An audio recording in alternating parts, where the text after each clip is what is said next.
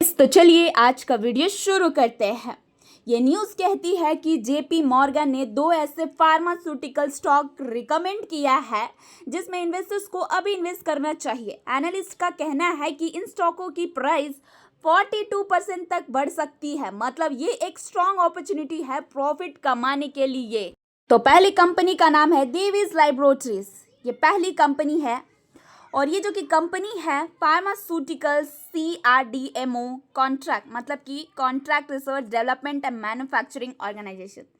ये कंपनी दूसरे फार्मा कंपनी के लिए रिसर्च डेवलपमेंट और मेडिसिन बनाती है। ये कंपनी के लिए स्पेशल इंग्रेडिएंट और कस्टम मेडिसिन प्रोवाइड करती है जो कि ग्लोबल मार्केट में यूज़ होता है।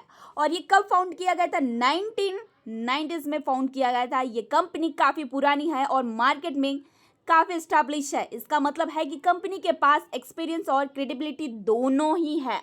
और इस कंपनी की हेडक्वार्टर हैदराबाद, मतलब कि कंपनी का मेन ऑफिस हैदराबाद में है और यही अपने ऑपरेशन और ग्लोबल क्लाइंट्स में मतलब मैनेज करती है। यहाँ से कंपनी अपनी मैन्युफैक्चरिंग और रिसर्च एक्टिविटी को कोऑर्डिनेशन करती है और मेन फोकस है उनकी जो कि वो है APIs, active pharmaceutical ingredient custom synthesise for global pharma. मतलब ये कंपनी असली मेडिसिन के लिए इंग्रेडिएंट बनाती है और क्लाइंट्स के स्पेशल रिक्वायरमेंट को फॉलो करती है। कंपनी का काम इंटरनेशनल फार्मा, जो कि ये कंपनी है, इसका जो कि काम है मतलब इंटरनेशनल फार्मा क्लाइंट्स के लिए हाई क्वालिटी और कस्टमाइज इंग्रेडिएंट प्रोवाइड करना, ये इनकी जो कि मेन फोकस वाली है। और इनकी जो कि रेपुटेशन है स्टेबल है, ट्रस्टेड है, strong process, chemistry expertise. Company का मार्केट में अच्छा नाम है और लोग उसका काम पर भरोसा करते हैं। कैसे काम करती है, उस काम पर भरोसा करते हैं इस कंपनी का। मतलब क्वालिटी और रिसर्च में कंपनी काफ़ी स्ट्रॉन्ग है और कंसिस्टेंट परफॉर्मेंस भी देती है। और इस कंपनी की जो स्ट्रेंथ है ऑर्गेनिक ग्रोथ, कंपनी अपना नेचुरली ग्रो की है बिना किसी बड़ी कंपनी को खरीदे। मतलब ये दिखाता है कि कंपनी का ग्रोथ, ये जो कि ग्रोथ है वो मतलब सस्टेनेबल और रिलायबल है ये। और इनकी जो कि प्रूवन एक्विजिशन वो मतलब प्रोजेक्ट्स और प्रोडक्शन एफिशिएंटली कंप्लीट करता है। ये जो कि प्रोजेक्ट और प्रोडक्शन वो इफिशिएंटली कंप्लीट करती है। मतलब कंपनी के टाइम पर काम करना सही तरीके से कंप्लीट होता है। क्लाइंट्स का काम हमेशा क्वालिटी और डेडलाइन के साथ कंप्लीट होता है। और जो कि स्ट्रॉन्ग क्लाइंट्स बेस है, इंटरनेशनल, देख सकते हैं कि इंटरनेशनल फार्मा कंपनी है। कंपनी के पास ग्लोबल क्लाइंट्स के नेटवर्क्स है। मतलब ये दिखाता है कि कंपनी की क्रेडिबिलिटी और डिमांड काफ़ी ज़्यादा।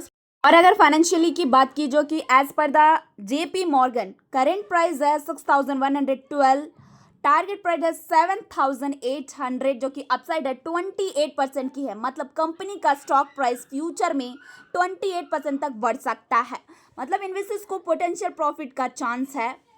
और सेक्टर ग्रोथ एक्सपोजर जो कि CRDMO, और जो कि काफ़ी ज़्यादा हाई पोटेंशियल है। कंपनी ऐसे सेक्टर में ही जो फ्यूचर में काफ़ी ग्रो करे, ऐसे ही सेक्टर्स ढूंढते हैं हर कोई कंपनी। मतलब सेक्टर की ग्रोथ कंपनी की परफॉर्मेंस बहुत ज़्यादा सपोर्ट करती है। ये जो कि ग्रोथ पोटेंशियल भी है और सपोर्ट भी करेगी, इनकी जो कि परफॉर्मेंस को भी सपोर्ट करेगी। और दूसरी कंपनी है कोहेंस लाइफ साइंस। ये दूसरी कंपनी है और ये जो कि कंपनी है pharmaceutical CRDMO plus ADC antibody drugs conjugated. मतलब ये कंपनी नए और इनोवेटिव ड्रग्स बनाती है। जी हाँ, इनोवेटिव, जो कि इनोवेशन, जो इनकी इनोवेटिव ड्रग्स बनाती है और बायोलॉजिकल पे काम करती है। मतलब कंपनी की एडवांस मेडिसिन डेवलप कर रही है जो कि फ्यूचर में हाई डिमांड पे हो सकती है, काफ़ी ज़्यादा हाई डिमांड पे हो सकती है। और इनकी जो कि हेडक्वार्टर है वो इंडिया में है और मेन फोकस है वो है इनोवेटिव है, जो कि इनकी जो कि मेन फोकस है। मतलब कंपनी नए मेडिसिन और टेक्नोलॉजी पे काम कर रही है।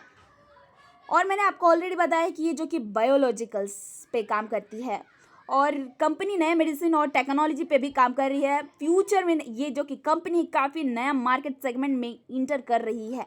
और इनकी जो कि रेपुटेशंस है वो है, मतलब कंपनी काफ़ी ज़्यादा तेज़ी से बढ़ी, काफ़ी ज़्यादा फास्ट ग्रोइंग कर रही है। इतना बढ़ रही है कि नए एरियाज में काफ़ी ज़्यादा ग्रोथ कर रही है।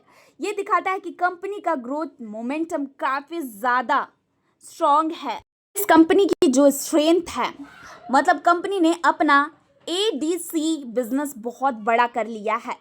मतलब फ्यूचर में कंपनी की रेवेन्यू और प्रॉफिट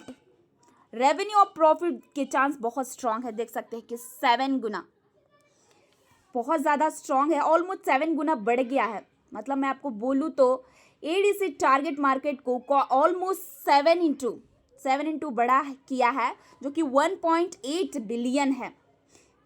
तो फ्यूचर में अपने रेवेन्यू और प्रॉफिट को बहुत ज़्यादा बढ़ाने की काफ़ी ज़्यादा स्ट्रॉन्ग कैपेसिटी है। और ग्रोथ का जो कि ये देख सकते हैं, ग्रोथ थ्रू एक्विजिशन, नए मार्केट और टेक्नोलॉजी सेगमेंट पे ये इंटर हो रही है। और कंपनी नए अपॉर्चुनिटी के लिए जी हाँ, मतलब ये एंट्री न्यू जो कि मार्केट टेक्नोलॉजी में ये एंट्री ले रही है।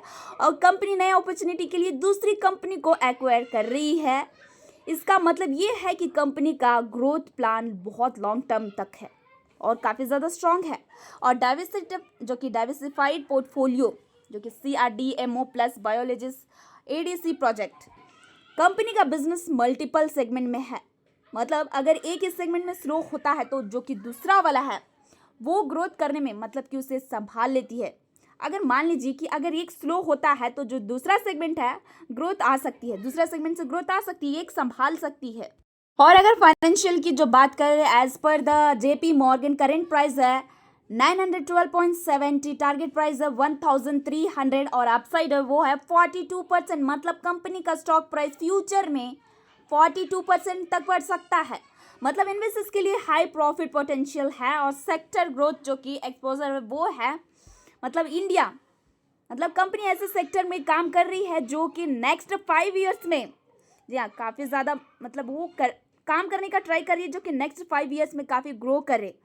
सेक्टर की ग्रोथ कंपनी जी हाँ, सेक्टर की जो कि ग्रोथ है वो परफॉर्मेंस को सपोर्ट करे और लॉन्ग टर्म में पोटेंशियल हो। तो देखिए, कोई भी आपको स्टॉक बाई या सेल करने के लिए नहीं बोला जा रहा, जस्ट आपको नॉलेज के लिए प्रोवाइड किया जा रहा है। Thank you.